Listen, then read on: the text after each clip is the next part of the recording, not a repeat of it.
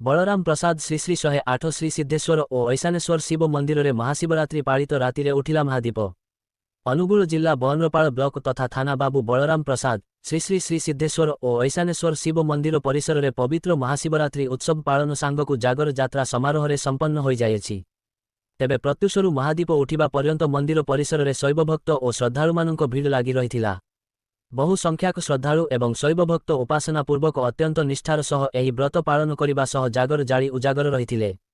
एही अवसर में पुराण पाठ शिव महिमा गान प्रभु हरिहर भेट भजन जनान नाम संकीर्तन सहित सामूहिक अन्नप्रसाद सेवन आदि धार्मिक कार्यक्रम आयोजन करा जायतिला। एही परिप्रेक्षी रे नीति निर्घंट अनुजाई निर्धारित समय राति समय रे घंट घंटा ढोल बाद्या हरिबोल हुलहुली आदि मध्य मंदिर उपरकू महादीप उठा जायतिला। अत्यंत उत्साह उद्दीपना सह धार्मिक परिवेश मध्य एही उत्सव आयोजन करा जायतिला। स्थानीय मंदिर कमिटीर मुख्य पूजक श्री विद्याधर महापात्रଙ୍କ साथी अनेक सेवायत रहिछन्ति कमिटी रहिछि। कमिटी पक्षरु आयोजित एही उत्सव रे समस्त ग्रामवासी आखपाख अंचलरू दर्शन लाभ करथिले। अनुगुल जिल्लारू अनंत महापात्रଙ୍କ रिपोर्ट खबर तरंग।